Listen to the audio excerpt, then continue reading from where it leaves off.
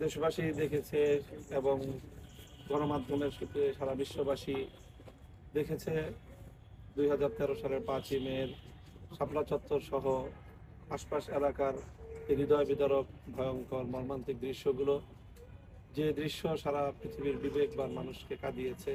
সারা পৃথিবীর মানুষ, বাংলাদেশের সকল নাগরিক, তারা ভয়ঙ্কর সেই দৃশ্য অবলোকন করেছে। কিভাবে মিডিয়াকে পর্যন্ত সেখান থেকে অপসারণ করে এবং ইলেকট্রিসিটি বন্ধ করে যে ভয়াবহ নারকীয় হত্যাযজ্ঞ চালানো হয়েছে, সেই হত্যাযজ্ঞে আমি ব্যক্তিগতভাবে সেখানে উপস্থিত ছিলাম এবং সেই হত্যাযজ্ঞের অনেক ভয়াবহ দৃশ্য সচক্ষে আমরা প্রত্যক্ষ করেছি। এবং আজ প্রায় 11-12 বছর, এক যুগ ধরে আমরা সেই দুঃসহ স্মৃতি বয়ে বেড়াচ্ছি।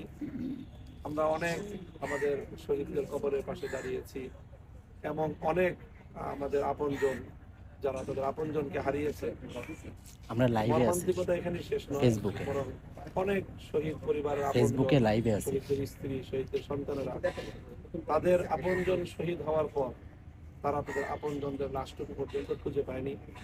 অনেকে শাহাদাত বরণ করার পর তাদের আপনজনদেরকে পুলিশ জোরপূর্বক তাদেরকে দিয়ে মিথ্যা মামলা দায়ের করানোর জন্য চাপ প্রয়োগ করেছে, যার কারণে তারা পুলিশের হাত থেকে বাঁচার জন্য, আত্মরক্ষার জন্য তাদেরকে ফেরারি জীবন যাপন করতে হয়েছে। বছরের পর বছর এই ফেরারি জীবন যাপন করে তারা অনেকেই সামাজিকভাবে, আর্থিকভাবে ভয়াবহ ক্ষতিগ্রস্ত এবং এক বিপর্যস্ত জনজীবন নিয়ে তারা চলছে।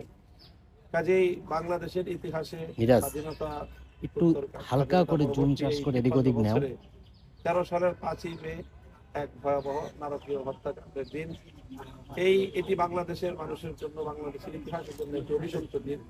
আমরা মনে করি যে অভিশাপ থেকে মুক্তির উপায় হলো যে এর যে কুশীলব এবং হত্যাকারী যারা, তৎকালীন প্রধানমন্ত্রী শেখ হাসিনা সহ সকল হত্যাকারীদেরকে এবং হত্যাকাণ্ডের সঙ্গে জড়িত যারা রয়েছে তাদেরকে উপযুক্ত আইনের মাধ্যমে বিচারের আওতায় আনতে পারলে বাংলাদেশ এবং বাংলাদেশের মানুষ অভিশাপ মুক্ত হবে। সেই অভিপ্রায় এবং সেই দাবি নিয়ে আমরা আন্তর্জাতিক অপরাধ ট্রাইব্যুনালের প্রসিকিউশনের কাছে এসেছি, আমরা আবেদন করেছি। আমরা আশা করি যে তারা তদন্তপূর্বক যে মামলার পরিপূর্ণ সকল এই যে আলামত, এভিডেন্স তারা সংগ্রহ করে যথাযথভাবে তারা মামলা দায়ের করবেন।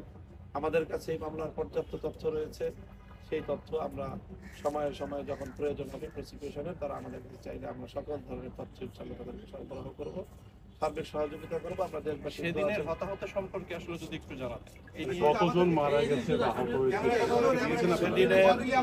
সেদিনের হতাহতের তালিকা ইতিমধ্যে অনেকগুলো সংস্থা তারা যার যার মতো করে এই অনুসন্ধান চালিয়ে রিপোর্ট পেশ করেছে এবং শহীদদের স্পেসিফিক নাম এবং তাদের অ্যাড্রেস সহ তারা মিডিয়াতে প্রোভাইড করেছে।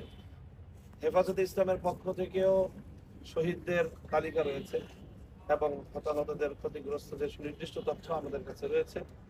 আমরা প্রসিকিউশনের সাথে সে বিষয়ে কথা বলেছি এবং আমরা তারা যখনই আপনাদের তালিকা অনুযায়ী কতজন চাইবে আমরা সেটা প্রোভাইড করব। আমরা সুনির্দিষ্ট তথ্য এই মুহূর্তে সংখ্যা আমরা বলছি না, এটা অবশ্যই শতাধিক, এটা তো নিশ্চিতভাবেই বলতে পারি আমরা। আমাদের কাছে যে তথ্য রয়েছে এবং সেই তথ্যগুলো আমরা বিচার কার্যের সুবিধার্থে সবটাই আমরা প্রসিকিউশনকে আমরা প্রোভাইড করবো।